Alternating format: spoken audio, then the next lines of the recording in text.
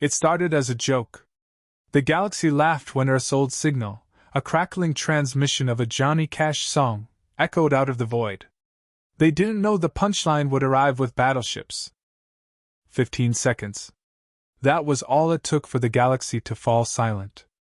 A single anomaly, a faint repeating ping no more complex than the beeping of an ancient microwave, pulsed across subspace. Every species tuned in, laughed at the simplicity, then froze when the header revealed something none dared speak aloud. Origin, Sol 3. Earth. On the bridge of the Coalition cruiser Seraphis Dawn, the laughter came first. This is it? Admiral Valak's mandibles clacked, his voice a mix of amusement and disdain. The fabled Lost World sends us a child's toy signal? I've heard vacuum static more sophisticated. His officers chuckled, some rolling their multifaceted eyes, others baring teeth. The humans had been written into legend centuries ago, whispered as clever but reckless predators who vanished after the collapse of Sol. To see their supposed return arrive as a primitive ping felt almost insulting. Lieutenant Kthar, younger, more cautious, frowned. Admiral, the coding is archaic, yes, but deliberate. It repeats at precise intervals, almost military. Valak waved a claw dismissively. Military? That thing couldn't order lunch. The bridge roared with laughter. All except for one figure. Captain Elias Monroe leaned casually against the rail, hands folded behind his back. He wore the standard Coalition officer's uniform, though technically, observer, humans weren't supposed to hold rank anymore. His brown hair looked like he'd combed it with a boot, his smile mild and unassuming. Funny thing about children's toys, Monroe said softly. His tone was polite, conversational, but every syllable carried a weight that hushed the laughter. Sometimes the box rattles because there's a grenade inside. A few of the officers exchanged wary glances. Monroe didn't raise his voice, didn't glare. He didn't need to. Admiral Valak chuffed. Your people's myths always did love drama. This, he jabbed a claw at the wavering hologram of the signal, is a fossil. A museum piece at best. Nothing dangerous. Sure, Monroe replied smoothly. If you ignore the fact it's broadcasting at power levels impossible for that era, or the fact it's using an obsolete human encryption key that, conveniently, nobody outside Earth should even recognize. That silenced them. Far across the galaxy, in the Senate halls of Torganis Prime, the signal became the joke of the week. Memes sprouted like spores. Earth's come back to lost humans ping-pong, predators playing hide-and-seek. Ambassadors snickered. Analysts dismissed it. But not all. The Zari archivist Scholar Vren whispered to her peers. If the humans encoded this, it isn't by mistake. They never sent anything simple. Not once. Her words were brushed aside. The galaxy had grown complacent. Predators were extinct, after all. Back aboard the Seraphis Dawn, Monroe stood at the viewport, eyes locked on the endless stars. His reflection looked calm, but his mind ticked like a loaded revolver. He spoke almost casually, not turning. You ever hear about fishing, Admiral? Valak narrowed his mandibles. Fishing? Old human pastime. You toss a hook into the water, bait it with something small. The fish think they've found an easy meal. They laugh, in their way. Monroe finally turned, his smile still polite, his voice quieter now. Until the line pulls tight. The silence that followed felt heavier than the void outside. Kthar cleared his throat nervously. You're suggesting this signal is bait? Monroe didn't answer. He simply tucked his hands back behind his back, humming under his breath. A tune no alien recognized, though a few found the rhythm unsettling, as though it were counting down. Hours later, the Seraphis Dawn reached the coordinates. The signal source hovered in the black, a derelict satellite, ancient beyond belief. Its plating was pitted and scarred, its antennas bent at odd angles. A relic drifting where no relic should be. The crew expected disappointment. Another dead artifact to catalog. Instead, the moment their scanners touched it, the satellite pulsed. Not a ping this time, but a message. Plain. Direct. chilling. If you are reading this, you are late. Fleet will arrive shortly. Recommend stepping back. The bridge fell into chaos. Voices overlapped, scanners scrambled, alarms pinged. Admiral Valak snarled. Impossible! That thing has no power core! Monroe tilted his head, eyes glinting. Correction, Admiral, it had no power core. Emphasis on past tense. Almost on cue, the void rippled. Space itself bent as if reality were a sheet being shaken. One by one, dark shapes decloaked, blotting out stars. Massive, angular hulls bristling with weaponry older than the Coalition itself. Their insignias were faint, almost erased by time, but unmistakable. Earth Fleet Command. Valak's mandibles clattered in disbelief. Those should be dust. Erased. Kthar's voice quivered. Sir, they are powering weapons. The galaxy's laughter ended in that instant. Monroe finally allowed himself a small smile. Not cruel. Not triumphant. Simply inevitable. Admiral, he said politely, on behalf of Earth, I'd recommend choosing your words very carefully from here on. The forgotten fleet loomed in silence, their weapons humming with quiet menace. Alien officers stared at the view in horror, unable to reconcile myth with reality. Humanity hadn't been extinct. Humanity had been waiting. And the bait had been taken.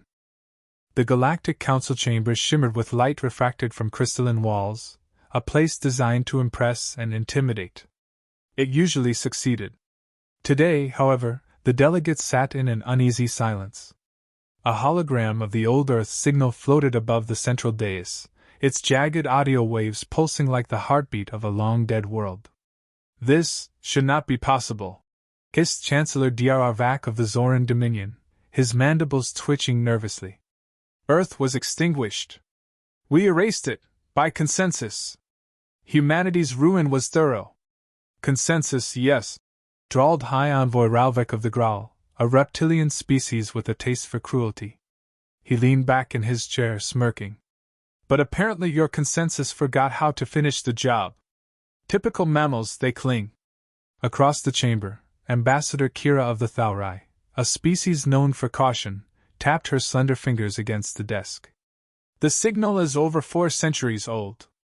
We all know humans were primitives who broadcast radio noise without thought. Perhaps this is nothing more than an echo, a piece of junk bouncing around subspace.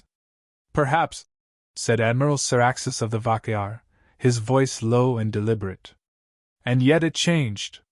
The signal is not static. It contains coordinates. The word hung in the chamber like a blade. Coordinates meant intent. Intent meant survival. Suddenly, all eyes turned to the single human in the chamber. Commander Elias Kane stood in the delegation pit, hands folded neatly behind his back, his dark suit pressed and immaculate. He smiled faintly, as though this entire spectacle were a polite dinner rather than a tribunal questioning his species' very existence. Well, Kane said lightly, his tone warm and conversational. If I may, humans were always fond of radio drama. Old Earth stations thrived on suspense. I'd say the timing is impeccable. 400 years late, of course, but still, good drama. Several aliens hissed or rumbled in distaste. Humor at a time like this was an insult, a weapon disguised as levity. Kane knew it and wielded it precisely. You dare mock us? Spat on Voralvek, his scaled fist slamming the desk. We know what humanity was. Reckless. Violent. You poisoned your world and tore each other apart. The galaxy tolerated your extinction because it was inevitable. Kane tilted his head politely. And yet, somehow, a dead world manages to keep you up at night. Ironic, isn't it? We were the species you all claim to despise, but the moment we're gone, you still can't stop watching the ashes. Perhaps you miss us? A ripple of murmurs broke out. The audacity of a human speaking so plainly to the council was unheard of. But Kane's expression remained calm, his smile never fading. Admiral Saraxis narrowed his eyes. Commander, do you deny that Earth fell? Do you claim there are fleets still alive? Kane gave a small shrug. I claim nothing. I'm merely observing. You're frightened of a signal from a civilization you all called primitive. Doesn't that strike you as telling? That silence again. Heavy, suffocating. Ambassador Kira finally broke it, her voice measured. We cannot afford assumptions. If there truly are human remnants, they may be armed. We must investigate the coordinates before speculation spirals into war hysteria. Agreed, Dr. Arvak snapped. But the expedition must be controlled. No more of humanity's unpredictability contaminating our order. Kane's eyes gleamed faintly. He spoke softly, but the chamber carried his words. Of course. Control is essential. After all, when you believe a species is extinct, the worst possible outcome would be discovering they've been planning. Several throats clicked uneasily. The Council's decision. Hours later, the chamber adjourned with a ruling: a joint fleet would travel to the signal's coordinates. The mission would be exploratory, but with firepower sufficient to obliterate any threat. Kane was assigned as a liaison. Officially, he was there to provide context for any human relics. In truth, the Council wanted him where they could see him. One human among thousands of alien soldiers, what could he possibly do? As the fleets prepared, Kane stood alone on a balcony overlooking the launch bays. Rows of alien warships floated, bristling with weaponry. He studied them like a chess player studying pawns. A quiet voice stirred behind him. You play a dangerous game, said Ambassador Kira, her pale robes whispering against the floor as she approached. Kane didn't turn. Dangerous games are the only ones worth playing. Her eyes narrowed. Tell me, Commander, what exactly do you know of this signal? Finally, he faced her. His smile remained, but his gaze carried steel. I know, Kane said, that humans never sent signals without purpose. Everything we did, even in chaos, had layers. Music encoded in mathematics. Propaganda hidden in entertainment. Warnings wrapped in jokes. He leaned closer, lowering his voice. This is no echo. This is an answer. Kira's composure faltered just slightly. Answer to what? Kane straightened, hands once more behind his back. To a question you never thought we'd ask. He walked away, leaving her unsettled, her mind replaying his words like an unsolvable riddle. The journey. The joint fleet assembled in gleaming precision, over 300 alien vessels, each a fortress of technology, armed for annihilation. Kane boarded with the other delegates aboard the Graal flagship Dominion's Fong. Alien officers eyed him with open suspicion. He seemed unconcerned, even humming a tune under his breath as he strapped into the observation seat. Still making noise? Ralvek muttered beside him, glaring. Typical human lack of discipline. Kane smiled mildly. Oh, this isn't noise. It's Sinatra. Old Earth classic. Helps with the nerves. Primitive. Ralvik spat. Comforting, Kane corrected. The ships jumped into slipstream, streaking across light years in moments.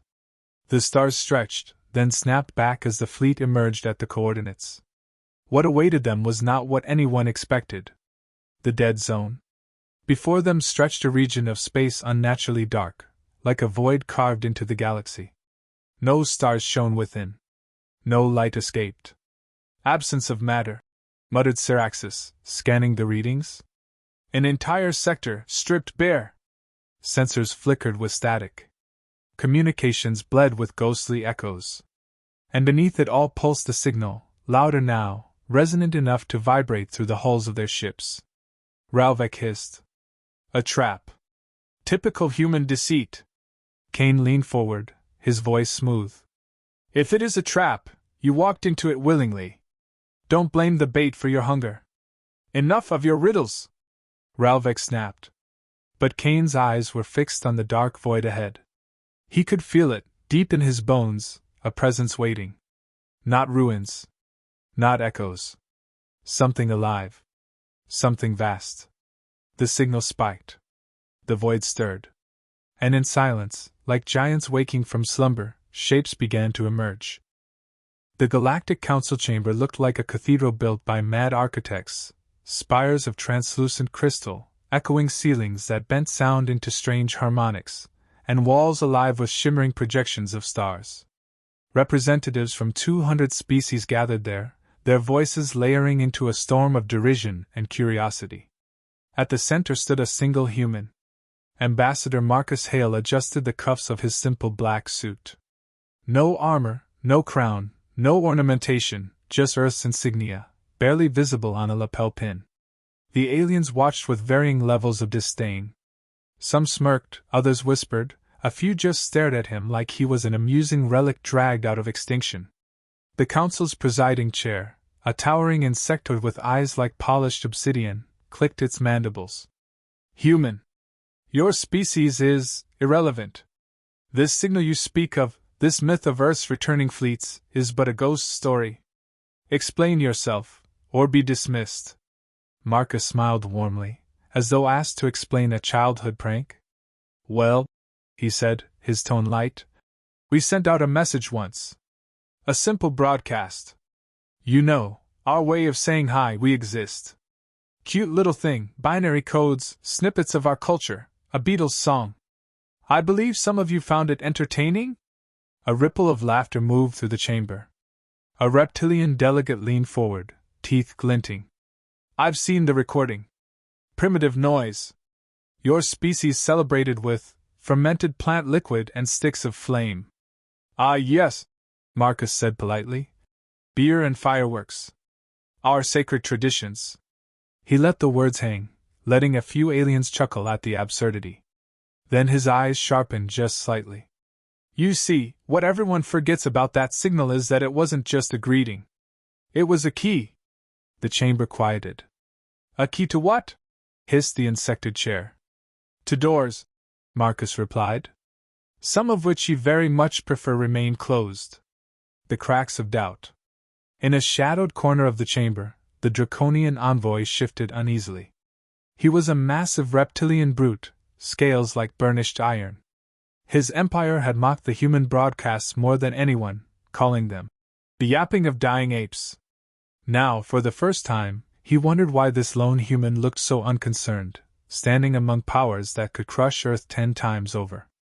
Empty words, the insectoid chair snapped, desperate to regain dominance. Your kind has no fleets. Earth was bombed into glass centuries ago. We saw it burn. Marcus tilted his head, as if considering how to phrase something delicately. His smile never faded. You saw it burn. Not the end. Humans are difficult to exterminate. Like weeds in concrete, or cockroaches after an apocalypse. Except we build starships instead of chewing on crumbs. A low murmur spread through the chamber. The insectoid slammed its claw against the podium. You dare? Dare? Oh, absolutely, Marcus interrupted, still cheerful.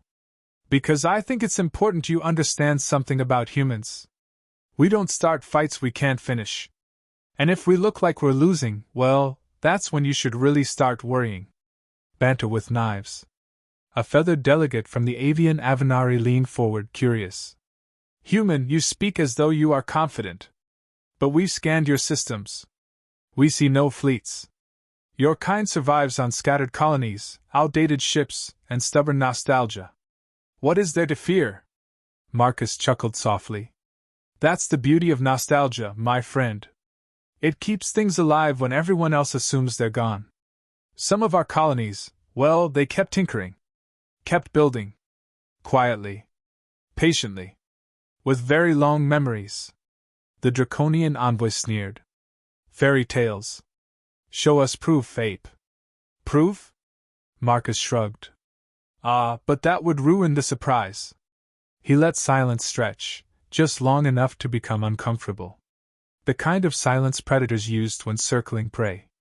Shifting atmosphere. The council chamber, once filled with mocking laughter, now felt heavy. The projections of stars across the walls flickered, as though even the systems wiring the chamber sensed the tension. The insectoid chair's voice cracked. You are bluffing. Humanity is dust. Marcus's tone grew quieter, almost gentle. Dust, yes. But dust carried by the wind can blind an army. Dust can choke a throat. Dust can bury the unprepared. Somewhere in the chamber, a nervous delegate coughed. The Avenari's feathers puffed with unease. If what you say is true, then why return now? Why answer the old signal after so long? Marcus turned his gaze directly toward the avian, his smile sharpening. Because, dear counselor, the galaxy has grown complacent. You think yourselves safe, sitting on your thrones, mocking the ghosts of Earth. But Earth remembers. We never stopped remembering. And memories have teeth. The uneasy realization. One of the aquatic delegates whispered to another. He speaks as though humanity planned this. As though extinction was never real. Impossible, the other muttered back. No species engineers its own disappearance. But Marcus's presence gnawed at their certainty. His tone, his calm amusement, it didn't fit a desperate survivor. It fit someone holding cards close to the chest, waiting for the right moment to reveal a winning hand. The draconian envoy growled, low and dangerous. If you lie, ape, your species will burn anew. This chamber will vote for your extermination. Marcus met his eyes without flinching. Oh, I do hope you vote that way. It'll make the surprise so much sweeter. A hint of the trap. The insectoid chair slammed a claw again. Enough riddles! State your demands, human! Marcus adjusted his tie, utterly at ease. Demands? No, you misunderstand. We're not here to beg. We're here to warn. When the old signal plays again, when the coordinates align, you'll see ships that don't exist on your records. Fleets you believe dust. And when that moment comes, well, I hope you're polite enough to wave. His smile widened, warm, friendly, terrifying. The darker note. For a long moment, no one spoke. Then the Avenari delegate whispered, barely audible. He's not bluffing. He doesn't need to. The insectoid chair tried to sneer, but its mandibles trembled. We shall discuss this further. Marcus inclined his head politely. Of course. Take your time. Humanity's very patient. We've had centuries to practice. Closing image. As Marcus turned to leave, the chamber's starfield projection flickered once more. For just a heartbeat, it showed not the mapped galaxies of the Council, but something else, dozens of human fleet insignias glowing faintly, like ghosts waiting to rise. Gasps rippled across the room. Marcus glanced back, his tone as casual as if discussing the weather. Oh, and one more thing. That signal we sent? It wasn't just a greeting or a key. It was also a timer. The doors closed behind him. The council chamber erupted into chaos. The silence after the battle was louder than any cannon. Wreckage drifted like forgotten prayers, fragments of alien hulls glinting in the faint starlight. The Shadow Fleet lingered in perfect formation, their black armor devouring what little light touched them. From a distance, they seemed less like ships and more like the embodiment of inevitability, cold, precise, unstoppable. On the command deck of the flagship Oblivion's Edge, Admiral Cade stood with his hands folded behind his back. He did not raise his voice, nor did he show triumph. The destruction of the Draconian fleet had not been victory in his eyes, it had been the removal of noise. Status? He asked quietly. His officers, each drilled into a discipline bordering on ritual, reported without hesitation. Alien resistance neutralized. Survivors minimal. Long-range scans confirm retreat signatures in 3 sectors. Good, Cade murmured. His eyes shifted toward the holographic map. Thousands of alien systems shivered at the edges of human reach, each marked with symbols of fleets once thought indomitable. Now, one by one, they flickered red, crumbling into silence. Behind him, Commander Arya Valen, his second-in-command, broke the quiet. Admiral, the galaxy just watched the impossible happen. The Draconians were supposed to be untouchable. Entire academies built their tactics on Draconian formations, and we erased them in an hour. Cade's lips curved, not in amusement, but in recognition. And now they know Earth was never lost. That is the lesson. Arya hesitated. The Council will panic. Some will beg for alliance. Others will rally every ship they own. They will do what fear dictates, Cade said calmly. That is why we came. Across the galaxy, fear had already begun to spread. On the capital world of Serac Prime, the Shiltor Senate sat in uproar. Holographic feeds of the battle replayed above their chamber. Colossal human ships sliding out of shadow, alien vessels detonating in silence, whole formations disintegrating before they even understood what they faced. They erased the Draconian fleet without a single transmission. One delegate hissed. Not a threat. Not a demand. Nothing. They're not warriors. Another countered, shaking his scaled head. They're predators. They don't waste time telling prey they've been chosen. The chamber grew still. No one disagreed. Back aboard Oblivion's Edge, the officers debated their next move. Tactical screens illuminated faces carved with tension and quiet awe. They'll come for us now, said Lieutenant Darren, breaking the silence. Coalitions will form. They'll throw everything at us. Aria's voice cut through the air, sharp and certain. And they'll fail. They don't understand what they're facing. They think in terms of ships and numbers. They don't realize the fleet itself is only the mask. The Admiral's gaze shifted slightly, enough to still the room. He spoke with measured clarity. Do not underestimate them. Fear breeds desperation, and desperation makes clever enemies. But yes, our fleet is not the true weapon. Humanity's strength has always been patience. We waited in the dark for centuries while they declared us dead. Now, the galaxy has mistaken our return for an attack. Soon they'll learn the truth. And what truth is that, sir? Darren asked cautiously. That we never left, Cade replied. Whispers carried faster than light. Entire academies shut down their war games. Strategic models that had ruled for generations were suddenly invalid. Fleets that once defined balance now looked like relics. On the mining world of Run, alien workers stopped mid-shift, staring at smuggled holos of the battle. They moved like shadows. One muttered, voice trembling. No signals, no chatter. Just silence, and then nothing. In the pirate dens of Harkon Belt, smugglers rewrote their routes overnight.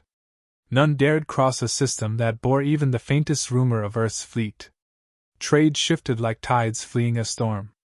And still, Oblivion's Edge moved in silence. Cade stood at the observation window that stretched across the command deck, stars endless before him. He spoke not to his crew, but almost to the void itself. They laughed when they declared us dead. Wrote elegies for our extinction. Buried Earth in their records as a warning of hubris. They never considered that silence can be a weapon. Aria stepped closer. And when the silence broke, they saw their end reflected. Cade finished. His voice was calm, but beneath it ran the weight of centuries. The fleet shifted course. New coordinates blinked into existence, the core systems, where the galaxy's power sat trembling behind walls of arrogance and fear. Set course, Cade ordered. Engines ignited with that eerie blue glow, vast enough to outshine stars. The Shadow Fleet turned as one, a dark tide rolling toward the heart of the galaxy. The crew moved with ritual precision, but among them was a current of unspoken truth. This was no campaign. This was revelation. The galaxy had mocked Earth's silence. Now silence would swallow them whole. When the Admiral finally spoke again, his words were simple. Remember this moment, Cade said, voice soft but carrying across the bridge. History won't record their defeat as a battle. It will record it as the moment the galaxy realized humans had been watching all along. And as the fleet disappeared into the dark, the shattered wreckage of alien ships drifted behind like a warning carved into the stars. Earth had returned. And it had brought shadows with it.